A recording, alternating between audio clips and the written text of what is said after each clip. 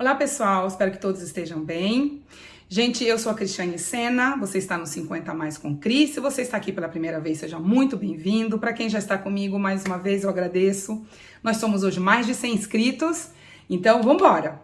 Hoje eu trouxe para continuar essa explicação, essa ilustração sobre a preparação do ator e a criação de personagem, eu trouxe o Daniel Michael Blake Day-Lewis, que é, na minha opinião, um dos atores mais brilhantes, mais maravilhosos que existem e principalmente da minha geração, tá certo? Então, antes de nós continuarmos, hoje eu vou fazer um react sobre um trabalho dele em específico, é a primeira vez que eu tô fazendo um react, então espero que vocês gostem e antes de começar, não se esqueçam, gente, deem um like, compartilhem, se inscrevam nesse canal, vamos criar, vamos aumentar mais esse nosso grupo, tá bom? Bora?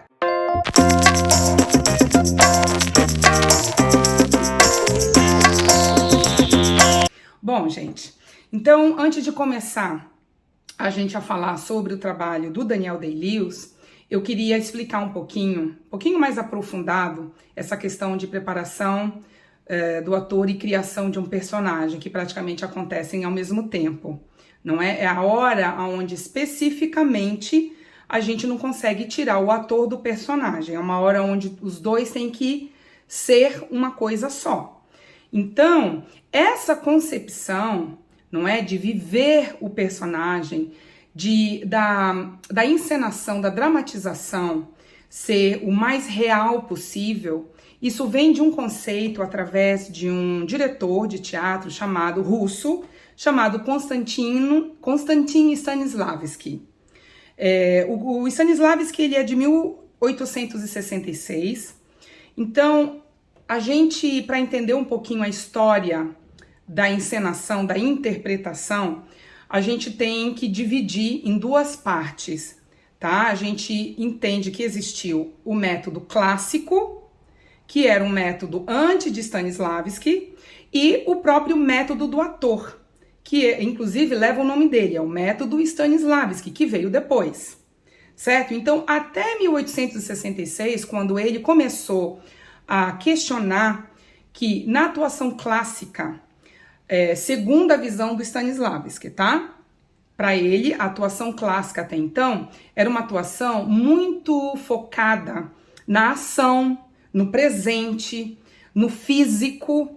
Então, tudo era muito milimetricamente pensado, quase que, eu ouço dizer, dentro da minha concepção, quase que uma coreografia, vamos dizer assim, onde existia o tempo de levantar a voz para um susto, onde existia um tempo de abaixar o rosto para uma cena mais depressiva.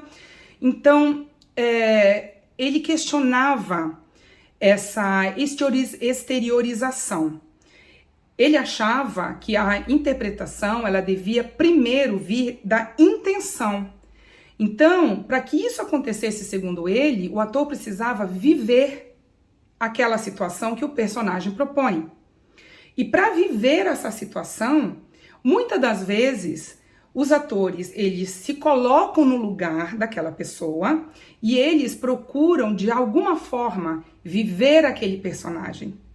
Em alguns detalhes, não é? O Stanislavski ainda fala que existe uma intenção para todo o movimento, para ficar algo, para que a ação seja justificada, não só no físico, mas interiormente. Então ele diz, uma certa hora, que para uma cena de ação muito forte, ou para uma cena de choro, por exemplo, ele propõe que o ator se remita, acho que a palavra é essa, que ele acesse uma emoção que o ator teve na vida pessoal dele lá atrás, ou seja, que ele tente reviver aquela situação e que ele coloque na cena aquela emoção. Então, na verdade, o que ele colocou ali não é a emoção da cena, da história em si, mas sim a emoção de uma vivência do próprio ator. E aí, gente, esse método soou, logo no início, muito estranho, não é? Alguns clássicos mais fundamentalistas, vamos dizer assim, eles diziam que essa técnica poderia levar o ator como pessoa a reviver coisas que de repente a pessoa não queria reviver mais. Ou a colocar a pessoa em certa situação que muitas das vezes é arriscado. Mas, de qualquer forma, o Daniel Day-Lewis é um dos atores que entenderam esse método do Stanislavski e um dos atores que, na minha opinião, acredita, não é? E dá valor à profissão exatamente por causa disso. Tanto que uma das entrevistas do Daniel, ele fala que uma das coisas que mais o atrai nessa profissão é justamente isso, é o fato dele ter a possibilidade de viver aquilo que aquele personagem viveu. Então, ele não mede consequências. Até para ele explicar o processo dele, é muito engraçado, porque ele não consegue explicar. Ele diz o seguinte, que eu acho que é muito bonitinho, chega a ser até meio infantilizado o que ele fala, mas eu adoro. Ele fala assim, eu não sei explicar o meu processo de criação, o que eu sei dizer é que aquela história ou aquele personagem, algo me chama a atenção, e eu fico tão curioso que eu quero entender aquilo. Então nós vamos falar hoje sobre um personagem que na minha opinião foi o melhor e na opinião de muita gente, tanto que se vocês forem pesquisar sobre O Meu Pé Esquerdo, que é o filme que ele fez, O Meu Pé Esquerdo, gente, eu não vou dar spoiler, tá? Porque aliás, apesar de ser uma biografia, então eu não vou contar do início ao fim, eu vou apenas dizer que é a história de um rapaz chamado Christy Brown, que ele é escritor e pintor. O Christy, ele teve um problema cerebral que atingiu os nervos do corpo, então ele tinha uma deformidade, né? Ele era uma pessoa com limitações especiais, não é limitações especiais, como é que a gente fala? Bom, eu vou colocar a expressão correta, tá? E aí, a única coisa, o único membro que funcionava no Christy era o pé esquerdo, e ele consegue, então, fazer daquele pé um motivo de vida. E aí o Daniel Day-Lewis disse, quando eu li o script, que eu entendi quem era aquele homem, o que eu vi foi uma pessoa com muita raiva de ter nascido daquele jeito, muita raiva de ter que enfrentar uma sociedade, e essa raiva eu queria entender. Então o que o Daniel fez? Ficou todo o tempo possível, desde o início das gravações até o final, numa cadeira de rodas. Então ele se coloca no lugar, ele se experimenta para entender aquela dor. E fora, gente, todo o trabalho corporal que para mim foi e é ainda uma das pérolas do cinema, tá certo? Então só para vocês entenderem o processo dele, que está ligado ao Stanislavski, e que é o que ainda hoje, né? A gente ainda tem Stanislavski, a gente tem o Brecht, mas isso a gente ainda vai falar depois. Agora eu vou botar, então, uma parte só desse filme, que é o iniciozinho, onde nós vamos reagir, eu vou reagir junto, e a gente vai ver o filme, tá bom? Vamos lá.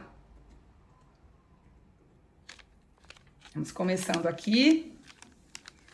Essa é a cena inicial do filme, tá, gente? O filme começa assim, onde vocês podem ver. Uma das coisas que eu acho muito bonitinha é o fato de, já na apresentação, ser o pé, tá? Esse pé é do Daniel Day-Lewis, gente. Ele fez questão de ser ele próprio a pessoa a estar lá. Ele não precisou de um dublador, nada. E aí você vê ele colocando, né, o vídeo exatamente como o Christy fazia. Existe inclusive um vídeo, gente, do próprio Christy, que eu vou colocar nas descrições, onde vocês vão ver, tá? E comparar, né, a esse trabalho genial do Daniel Day-Lewis.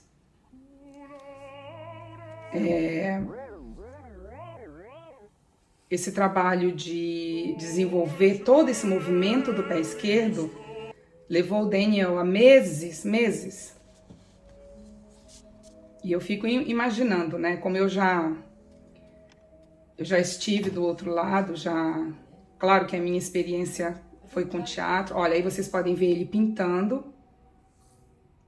E todas essas cenas, vale lembrar que é o próprio pé do Daniel Day-Lewis, tá bom? Esse quadro é uma curiosidade, é um quadro que o próprio Christie fez. Existe uma réplica desse quadro. E aí a gente pode ver já Ó, aí a gente já vê um pouquinho o corpo, né? Do trabalho. Esse treinamento que ele fez foi tão bem feito que ele impressionou, inclusive, todo o diretor e o grupo que, né, da produção. O que eu acho incrível é que o diretor fala que do início da cena, ainda que ele tivesse que esperar até ser gravado as cenas com ele insistia em ficar na cadeira de rodas. Ele não se alimentava, ele pedia para pessoas da produção alimentá-lo. Olha, aí você vê, né, toda a questão da cabeça, o trabalho do corpo dele. Era exatamente a forma como o Chris Brown fazia, como ele falava, o jeito de falar. É realmente um trabalho impressionante. Então, gente, aqui a gente vê, olha, ele na cadeira de rodas, agora ele sentado, né? Algumas outras cenas de outros papéis que ele fez. Ele fez também Em Nome do Pai, que é um filme sensacional, uma outra criação. Aqui é do Gangs de Nova York e There Will Be Blood. Ah, essa cena do There Will Be Blood é inacreditável. E eu não vou explicar exatamente o que é para não dar spoiler. Então é isso, minha gente. Ah, e esse é o Lincoln, que foi o último filme no cinema. O último filme antes dele entrar em... o último filme antes dele dizer que ele tá... Como é quando a gente para de trabalhar? When you stop working, Lars? Retirement. Eu não sei retirement em português, mas eu vou colocar. Segundo ele mesmo diz que ele não está trabalhando mais. Hoje ele está com 65 anos. E é isso, gente. É um pouquinho desse trabalho maravilhoso de criação de personagem, preparação do ator. E como ele fazia, não é? De realmente se dispor a estar no lugar do Christie e finalizar, gravar esse filme que foi maravilhoso, que vale a pena. Eu vou colocar tudo que eu puder sobre Daniel Day-Lewis aí nas descrições para vocês, tá bom? Espero que vocês tenham gostado, gente. Um beijo. Não se esqueçam, deem um like, compartilhem, se inscrevam no canal, tá? A gente se vê no próximo vídeo. Tchau, gente!